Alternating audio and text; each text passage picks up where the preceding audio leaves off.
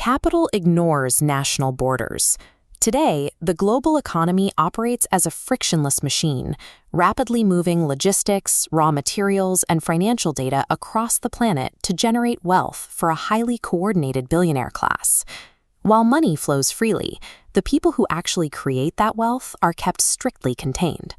The system relies on physical walls, like the fences surrounding Fortress Europe, and ideological barriers to channel everyday economic anxiety into fierce national rivalries. The material reality reveals a sharp contrast. A factory worker in Manchester has far more economic interests in common with a laborer in Mumbai than they do with a British billionaire. National borders serve primarily to obscure that fact, turning natural allies into competitors. The calculated political refusal of this division is called proletarian internationalism. First codified in 1848 by Karl Marx and Friedrich Engels, it is the principle that the working class of every country shares a single common interest against the capitalist class of every country. Because the exploitation is engineered on a worldwide scale, any successful resistance must be organized on that exact same scale. You cannot defeat a global system with localized, isolated struggles. The First International physically linked workers' organizations across Europe into a cohesive network to coordinate strikes. This held until August 1914, when the Second International collapsed. Socialist leaders caved to domestic pressure, voting to fund imperialist war efforts, severing these cross-border ties. The cost of that ideological failure was immediate and devastating. Millions of working-class men were sent into the trenches to slaughter the exact same foreign workers they had sworn to protect just months earlier. Vladimir Lenin diagnosed this precise failure as social chauvinism, claiming to be socialist in words while acting as a nationalist in deeds. He argued this betrayal was fueled by the massive super-profits extracted from colonized nations, a fraction of which was used to bribe domestic labor leaders into aligning with the empire. To correct this, the Third International drew a hard analytical line.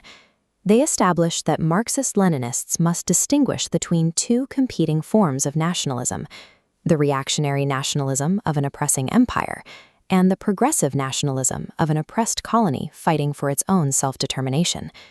True internationalism is a militant requirement to actively support the national liberation of colonized peoples. Vague pleas for world peace are entirely insufficient. This theory became Cold War reality when the Soviet Union began acting as the primary logistical base for global liberation movements, providing the heavy machinery needed to dismantle colonial empires. In Vietnam, Soviet logistical and military aid provided the crucial backing needed for Vietnamese forces to secure the greatest military defeat of a superpower in history, routing both French and U.S. imperialism. The mechanics of solidarity extended into Africa, where a massive joint military intervention by Soviet and Cuban forces was deployed to secure Angolan independence. At the Battle of Quito Cuanavale, this cross-continental cooperation directly dismantled the military aggression of the South African apartheid regime. What we see here is a feedback loop of solidarity. Cuba survived the longest economic blockade in modern history due entirely to Soviet support. That survival allowed Cuba to become an internationalist superpower in its own right.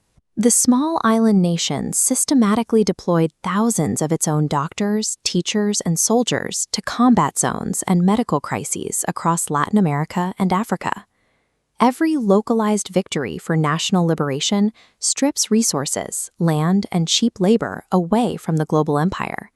Internationalism functions as a highly effective strategic weapon that materially weakens the overarching world capitalist system. Today, the mechanics of the imperialist system rely heavily on dividing workers in the wealthy global core from the heavily exploited populations of the global south. Modern social chauvinism continues to do the empire's heavy lifting.